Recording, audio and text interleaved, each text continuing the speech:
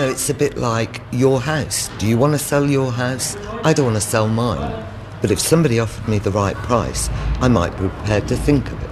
That's Coventry City Council leader Anne Lucas talking about the future of the Ricoh Arena. Earlier she made a speech in the council chamber yesterday in which she vowed to move on from the row over the Ricoh and the Sky Blues. The council, along with the Alan Edward Higgs Trust, own the stadium, which is run for on their behalf by ACL, of course, but the football club currently plays home games at Sixfields in Northampton after falling out with ACL over rent.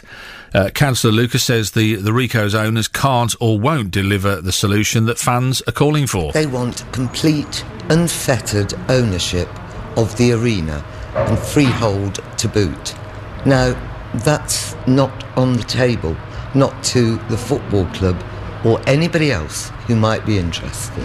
And she insists that there's a future for the Ricoh without the club. We've been without a football club and any income from it for quite some time now, and it's doing very well, thank you.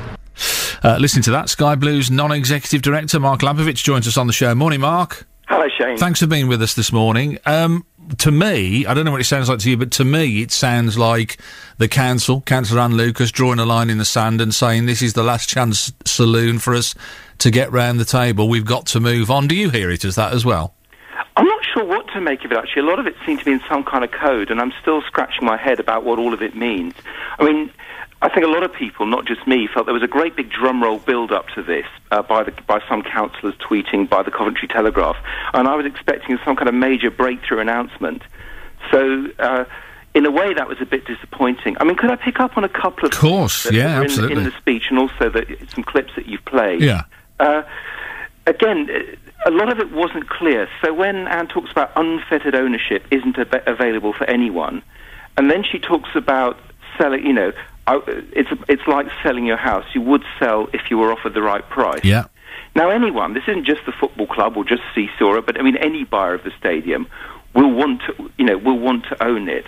I don't know whether she means unfettered ownership as a freehold as opposed to, let's say, a long lease, which they would be prepared to sell. So I think she's got to be clear. You know, it could be we would never sell the freehold, however, we would sell a long leasehold. Because you're right. I mean, just so people understand, I mean, there are two aspects to the ground, aren't there? There's the building itself, yeah, and there's the leasehold, isn't there? Which, of course, you know, allows you to operate for whatever period of time it is. Do you find that a contradiction then? That, you know, or is she saying, or do you infer from that she's saying we'll sell it to anyone but you? Well, I mean, we've certainly felt that in the past, and it's been said pretty explicitly. And Bob Ainsworth approached one of the club's associate directors around Christmas, actually proposing something like that, which is saying why doesn't the council put the Ricoh up for sale as long as Sisu put the club up for sale, so one buyer could buy both, and that's pretty well tantamount to saying we'll sell to anyone but you. I hope that's behind us now, and I know that Joy struck up a good personal relationship with Anne when they met, so I hope all that rubbish is out of the way. The difficulty for people who either pay their council tax in Coventry, because obviously the result of that judicial review is still to be decided. So yeah, people who pay council tax are still obviously watching that one quite keenly, and anyone who's a football fan, they'll be sitting there thinking, well, you know, if all this happens, it has to happen before you identify a piece of land and build on it. And you're, quite advanced with that now, are you? Yes, we are. I mean, can I just go back to some of the things I think are quite major points in the speech and what Councillor Lucas was saying? So can we just answer that before you do that, though? Because because obviously the timescale's the thing, Mark, isn't it? Then because if you identify a piece of land and then start building, and then the council says, "Oh, we'll sell the ground now," you're going to be out the frame, aren't you? Well, I mean, it is regrettable that it took so long. The signals we got, which were pretty unambiguous, was that we had a false ray of hope when Councillor Lucas made a statement, I think, on the 30th of October last year, saying she would come and talk about a sale. She then came down to meet Joy, and Joy met her on that basis. She then had apparently changed her mind and wasn't going to talk about a sale. So we did start pressing ahead, and absolutely, more and more money gets spent on planners and property consultants, on architects, eventually on buying the site and building it.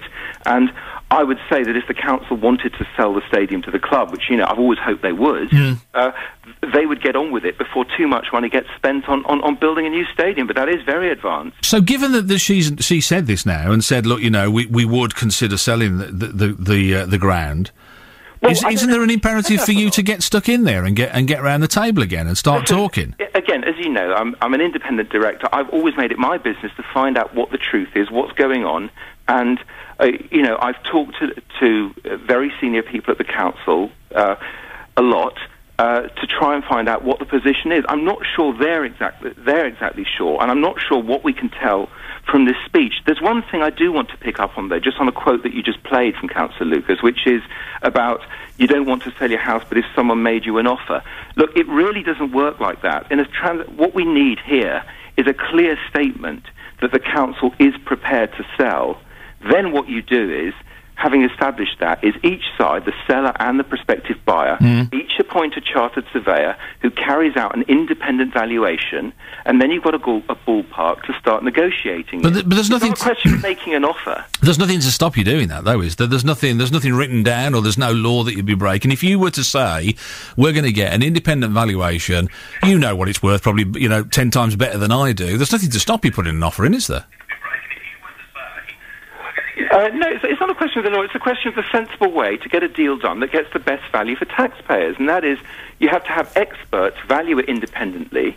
Then you've got a... hang on, you're not worried about taxpayers. When did you start worrying about taxpayers? You're worried... No, you're worried about the board and the people that you're answerable to. You're not worried about taxpayers, are you? No, Shane, the best deal is a deal that's fair for everyone. That's why it's got to be an independent valuation, so everyone knows that a fair price is being paid. So I don't get what if you've got a fair price, a good deal for everyone, put a price in. Say that's what we're prepared to pay. There you go. And then the ball is back in their court very firmly. There's an offer on the table. I think you'd be surprised how quickly fans came on board and said, well, look, they put the money where the mouth is. They're making an offer. Let's do that and move on. If Councillor Lucas wants to move on, the money's on the table then. The sensible way to do it is to have an independent valuation first, so no one can say... I said that. Made a cheeky... Yeah, I said that. Get an independent valuation, put some cash up. Yeah, what's stopping you doing that? I totally agree, Shane. And what you would then do, Mark, if you did all that, it would be money better spent than all of the stuff that you're doing trying to find other pieces of land, getting architects in to do artist impressions of stadia and all of that sort of stuff. You're actually talking about, something that you could get tangible at the end of it. Wouldn't that be a better solution?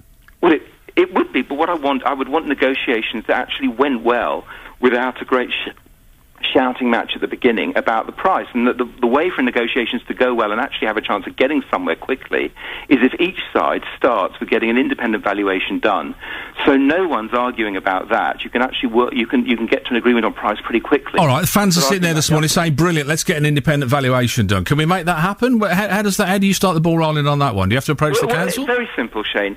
The council agrees they will talk about a sale, which I'm not sure that any of these statements actually are saying very clearly. Yeah. And we agree, yes, we'd be interested, and we each agree to commission a chartered surveyor to perform an independent valuation, and that gets the ball rolling. That sets the ballpark. But there's one other really important thing. How do we make that happen then? Because fans they'll have their ears. They're going to have their grill impression of their radio fixed against their ears now, because that's what they've been wanting to hear, is that you're going to get round the table and talk turkey. How do you make that happen, Mark? How do we make that happen? We need a very, very clear statement that the council actually want to sell. Now, that is not what I've taken away from the rather rambling speech yesterday and the various quotes that you just played in interviews after the speech. Hold on, let's listen again. Hang on. It's like your house. Do you want to sell your house? I don't want to sell mine. But if somebody offered me the right price, I might be prepared to think of it. That sounds to me like a clear indication. If somebody offered me the right price, I might be prepared to think about it. Mark, why don't you offer her the right price? But she's also said unfettered ownership isn't available to anyone. She said that before. The chronology of that is she said that before, and then afterwards, when she was talking to Midlands today, she said, if somebody offered me... that quote there, that was taken off the camera when she did the interview. OK, look, there's two contradictory statements. If we can have a very clear statement that there is a willingness to sell... then I think we can get the ball rolling. The one thing we've been asking for is a clear statement, without being muddied by any contradictory statements, that they want to sell. I mean, I've been doing my head in trying to get the council to say yes, they will sell, or no, we won't. And where we got to is they wouldn't. All right, listen. This is a new departure. And look, what we wanted to do as owners of the RICO was actually the best thing for the regeneration of not just of North East Coventry, as I mentioned yesterday, but generally for the whole city, to put the whole city on the map, was to get the world's best venue management people, AEG, who built the Staples Arena in Los Angeles, known LA Galaxy, who transformed the White Elephant Dome into the O2 in London, to come and manage the RICO.